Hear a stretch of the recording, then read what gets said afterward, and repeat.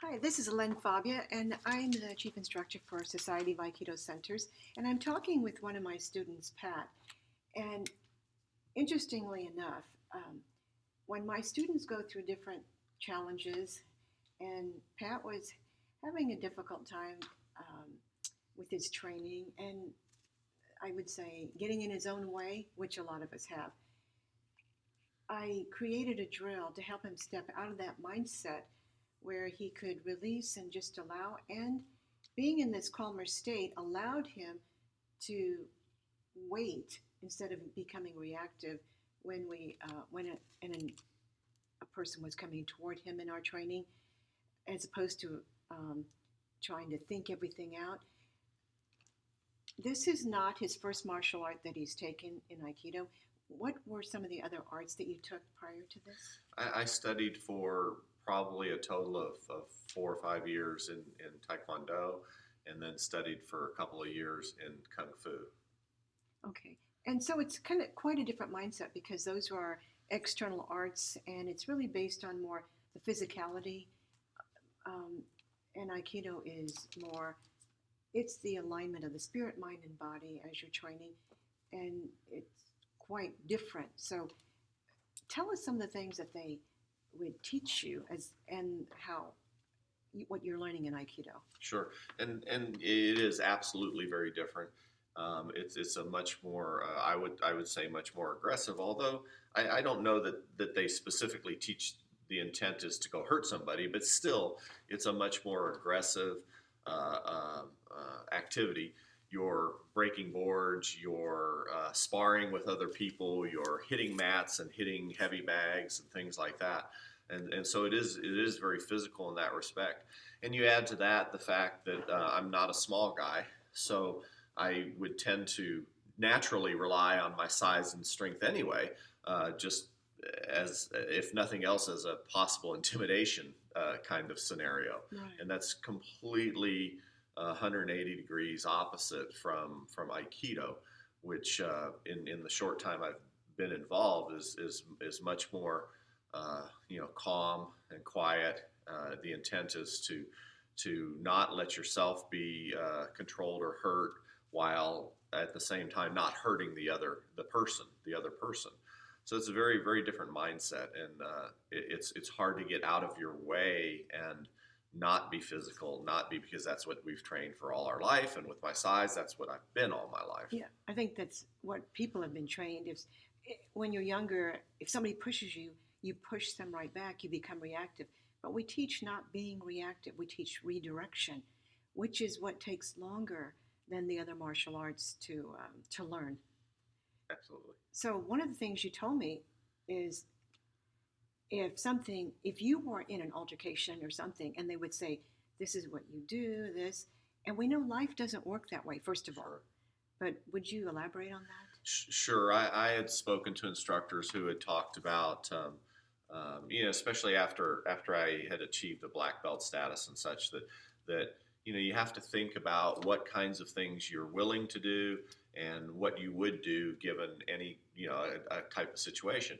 And you can think about that all you want, and you can come up with ideas about how you would hit a person a certain way, how you would clear a person out of the way, whether you would stay and fight or whether you would try and clear and get out of the way. But yeah, the reality is there's too many variables to really account for all of those things. So you may have, if you've thought of 100 scenarios, you may have only thought of, 1/100th of the possible scenarios that could occur. So it's a little bit deceptive in that you're trying to teach yourself to account for things that you can't possibly foresee. That's true. And then the intention is, you're trying to control a situation that you have no control over, and just trying to decide what you want to do in scenarios that you may never see. So you kind of had a doubt even after you made black belt if it would actually work. Well, certainly, because there's just being very very analytical myself, coming from a technology background and a science background. Um, you tend to, at least in my head, I tend to always look at, okay, what are all the different variables that are going on in there, and there's just far too many to account for. So I never really felt 100% certain that in any situation it would be viable. Sure, could I hit somebody? Yes, but what would that end up? What would that escalate to? Or sure, I could kick somebody, but what would that escalate into? Or I could do some kind of a jujitsu or any kind of thing like that that might stop that first immediate attack. But what does that mean?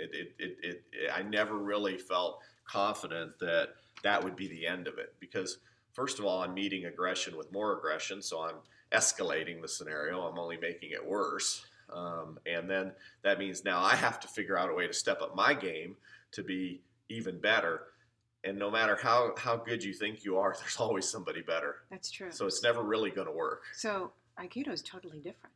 Correct. Aikido's, again, it's completely different in that I don't need to know what's going to happen. I don't need to think about can I disable or hurt or be better than somebody else. All I have to do is control what I can control, which is my own intent, my own mindset, my own level of calmness, and not be reactive, but just use whatever is brought to that scenario and use that to keep myself safe, but without an intent to necessarily hurt somebody. So when we take that element of being reactive out of the picture, things change, don't they? Things change significantly.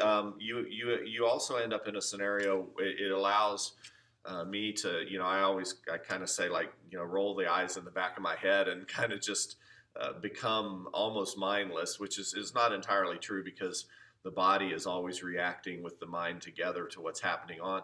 But the mind and the body react hundreds of times faster than we can control it to react.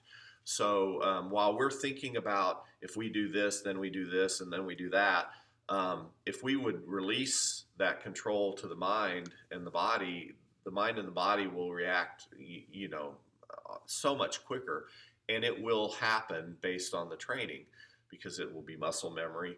Your body will react the way it needs to react. Your mind will be calm, and everything just falls into place. I think these are the things that people don't see when they're watching Aikido in a demonstration, because they can't. It's internal. It's too subtle to see. Yes. It's just far too subtle to see. In our training, we work on. You have to start out with very gross technique movements and very large movements of how something happens.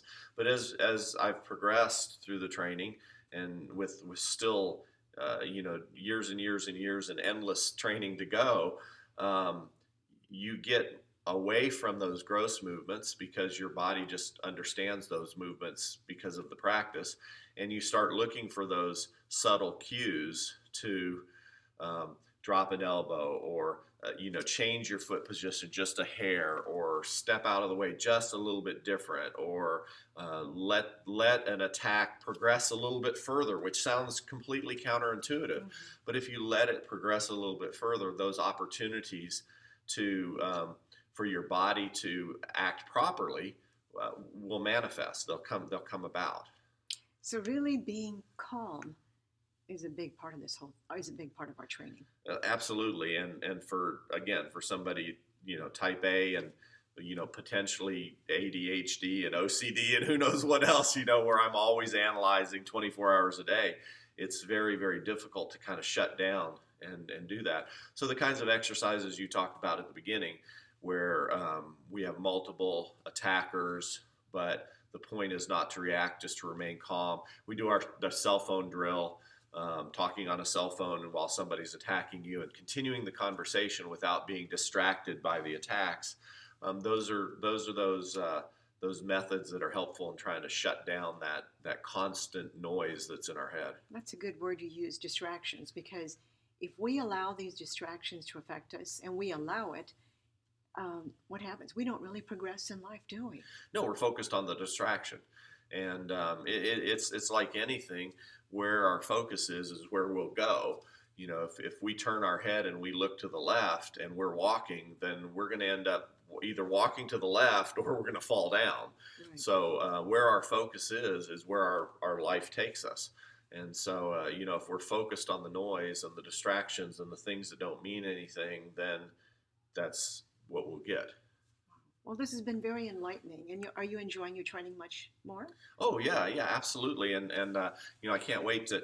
I'm fascinated again. The analytic part of me is still fascinated by finding those little subtle cues, and it seems to be in any given situation, there's one thing that you can say as an instructor that will make it all kind of work out. And I never know what that one thing is going to be, but I always enjoy finding that one thing. So, Well, thank you very much, Pat. That was very informative and